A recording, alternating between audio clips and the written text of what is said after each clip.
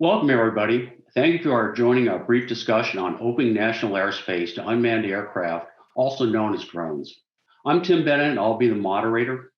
I manage the Air Domain Awareness Programs for Department of Homeland Security Science and Technology Directorate.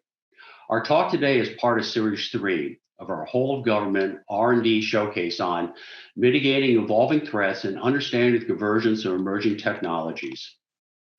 Before we start, let me give you a little context of our program. Today's discussion is about the development of the Unmanned Aircraft Systems Traffic Management System, better known as UTM. In ways we could only imagine a couple years ago that UTM systems would enable DHS and other agencies to be more effective identifying the good and the bad UASs in the aircraft, both piloted by humans or machines. S&T is following the science and building whole of government research partnerships to provide the country and stay at the front of breakthrough technologies and future R&D curves. Before we get started, I'd like to introduce our expert panel.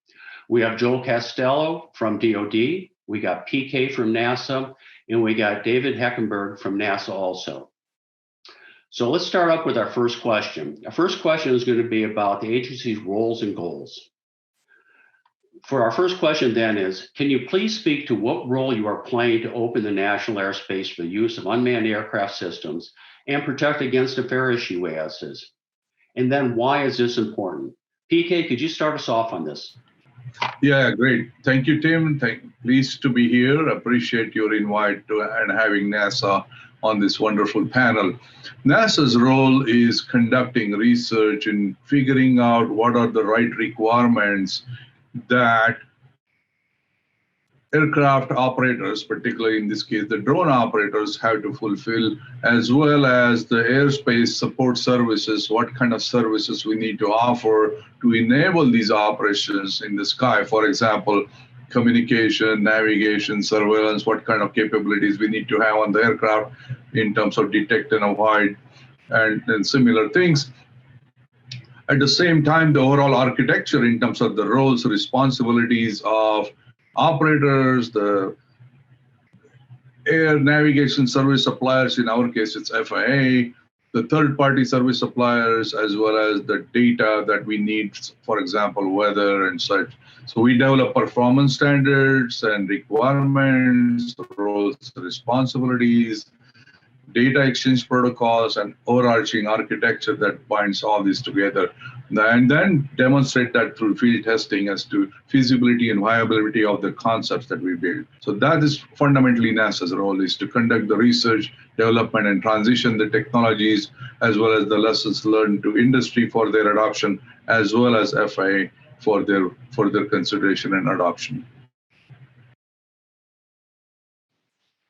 David, could you add a little more to what your role is? Because I know you're working a lot on the advanced air mobility part of UTM.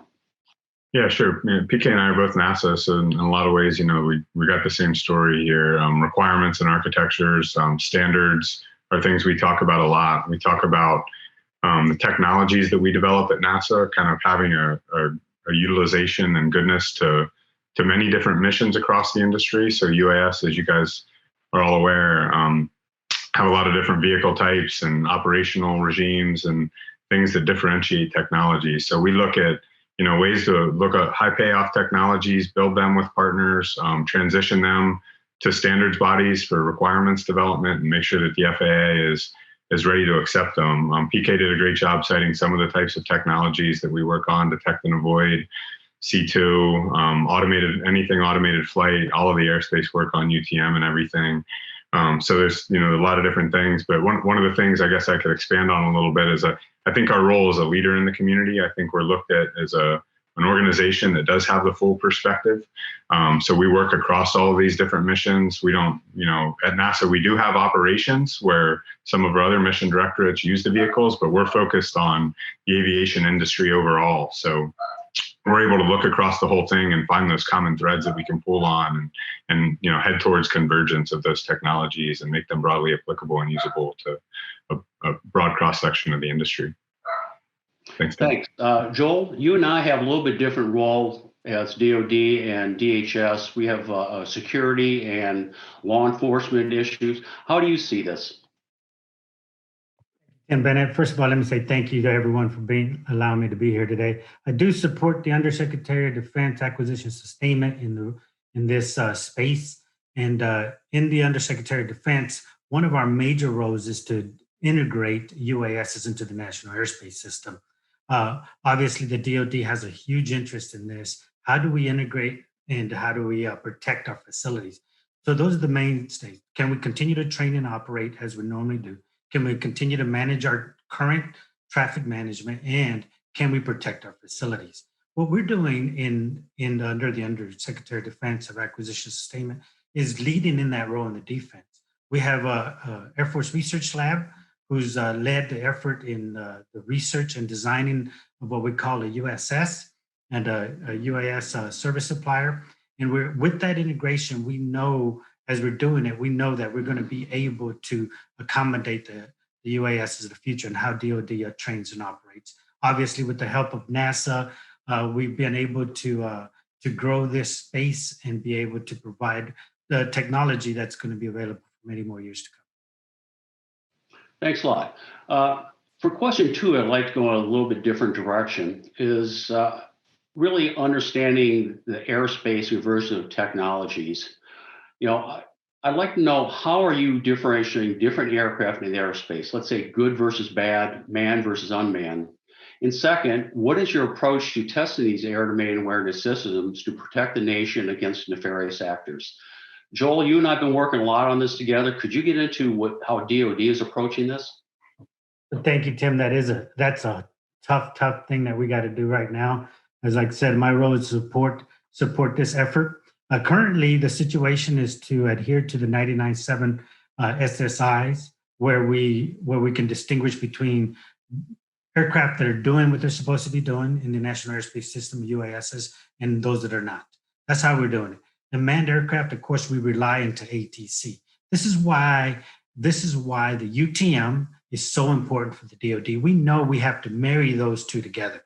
We have to be able to safely operate and make sure ATC understands who the safe aircraft are and can separate them from other manned aircraft. At the same time, we have to be able to employ counter UAS measures and to be able to see it in one picture.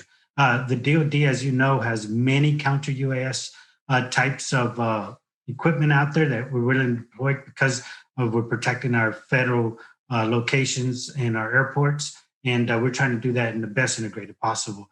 Obviously, the work with DHS is going to help us in that avenue, and we continue to pass on there. So, NASA, I know you guys are really concerned about the safety of the airspace. Are you guys putting efforts into distinguishing good and bad, or is it pretty much just approaching how we're going to get UASs in the airspace, both small all the way up to taxis?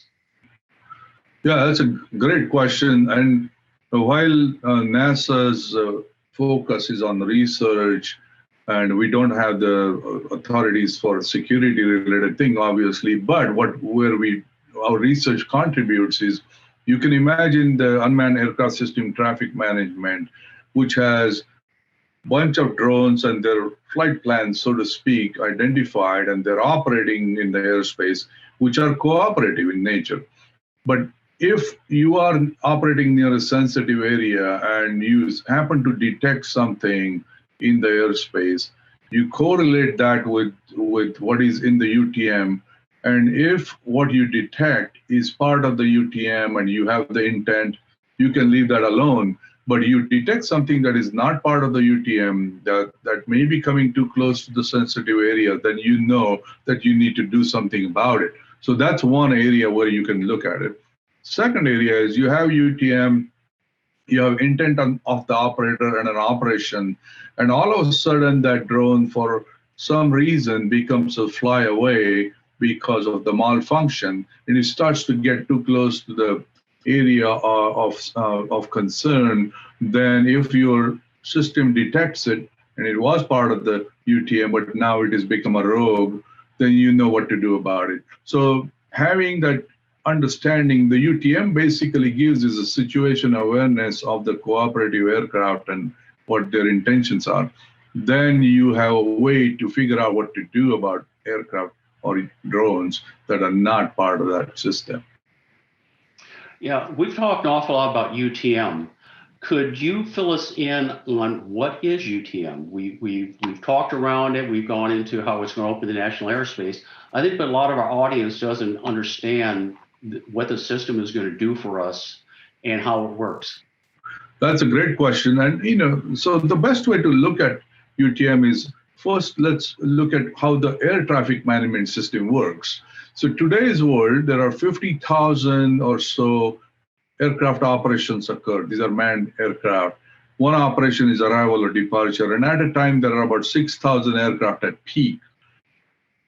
And air traffic controller is the only entity, and a system at large is the only entity that have situation awareness, because radar is feeding information about all aircraft in the sky. So they have that information. So if pilot needs to make a change in the speed, altitude, or heading, then they need to request permission or clearance to do that, because only air traffic control system has that situation awareness. Now, fast forward to the drone future, where there will be millions of these. We may quickly overload the air traffic control system if we had to follow the same paradigm that happens today, which is management by permission. So what we thought about is how to enable these large-scale operations without compromising safety and without overloading the current air traffic control system and air traffic controllers. And the idea is to give the same situation awareness that air traffic control system has to the operators of the aircraft. So you change the paradigm from management by permission to management by exception, and simply say, you can also have this information about what other drones are, where they are in the system, and also offer them information about what not to do in the airspace. So let's say there is a presidential flight going on, then don't go there. There is a search and rescue operation going on, don't go there. So it's basically managing by exception and telling them what not to do and letting the operators figure out what is the right thing to do for their own business objectives. So that's how the UTM works. In order to do that, UTM has a digital connectivity. So it's giving that situation awareness by digital connectivity. So it's a cooperative environment. So share and care about each other. So in order to get to that digital connectivity, we had to set standards and protocols that are harmonized across multiple operators so they can share information about each other's intent, so that it doesn't happen that one is speaking in English and another speaking in French. They all speak the same language and sharing the information in the same way. Then we also allow service-oriented architecture and services provided by third parties. That basically accelerates the transformation and getting the best of the best from the industry for communication, navigation, surveillance, as well as planning, tracking of the aircraft, drones particularly in this case, as well as information about the weather and the 3D maps and so on and so forth. So by allowing to use service-oriented architecture, leveraging third-party services, digitization, and giving that cooperative information exchange, we can scale these operations to millions as compared with what currently happens. So that's sort of the essence of UTM.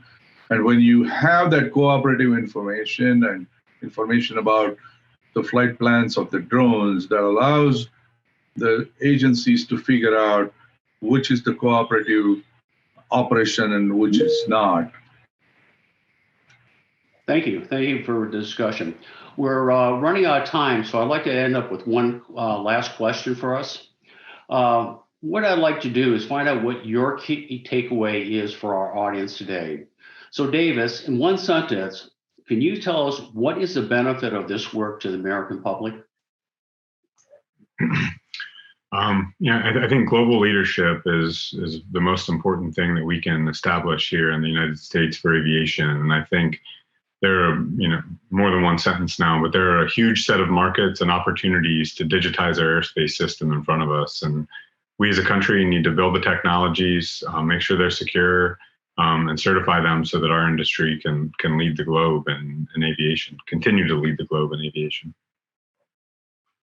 Thanks a lot. Anybody else have a brief takeaway they'd like to provide to the public? Sure. UTM will bring aviation to every zip code in a safe manner for the public good. And Tim, I will also add that it's important that we as the federal partners collaborate and share information in this technology so we can go forth as one unit for the future. Thanks, everybody. Our time is up now.